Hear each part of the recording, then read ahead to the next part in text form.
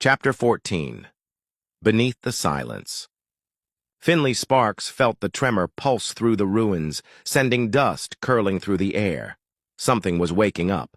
Not the silent watcher, something else. Something that had been left behind when its civilization was erased. Delta's voice was razor-sharp. "Captain, movement detected beneath the surface. The energy signatures match the anomaly we encountered before." Finnley exhaled, steadying himself. "So, we're dealing with something that shouldn't exist.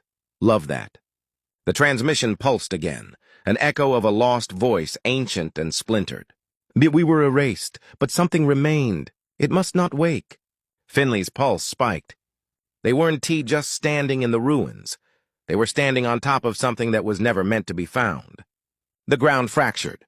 A deep groan trembled through the bones of the dead city, and then light. A buried structure, pulsing with energy, a relic untouched by time. Finnley stared down into the abyss.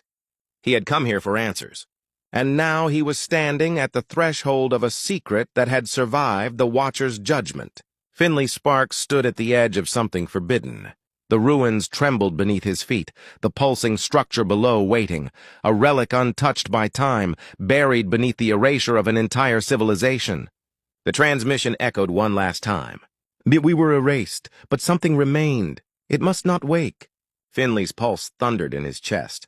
They hadn't just been erased, they had left something behind. Something that might have defied the Watcher's judgment. Something that still lived. Delta processed rapidly. "Captain, scans indicate the structure below contains an active energy core, one that has been running for thousands of years." Finnley's breath hitched. "Something survived down there?" Delta hesitated. "Something persisted." Finnley clenched his fists. Finnley Sparks was standing at the threshold of something that shouldn't exist, and the universe was waiting to see what he would do next. Finnley Sparks chose to descend. There was no turning back now. The ruins trembled as he made his way downward, each step taking him closer to the core of a civilization that had been erased. His breath was steady, his pulse sharp with anticipation. Something had survived down here. Something that wasn't supposed to exist. Delta's voice was quiet, almost hesitant. "Captain, energy readings are intensifying. The core isn't just active, it's responding to your presence." Finnley tightened his grip on his equipment. "Then let's see what it wants." He stepped through the shattered corridor, walls lined with fractured inscriptions, ancient glyphs that pulsed with a faint, dying glow. Then he reached it. The core. It wasn't machinery. It wasn't a structure. It was a living thing, a suspended, pulsating entity, something caught between light and form, its essence flickering like the last ember before darkness. Finnley exhaled sharply.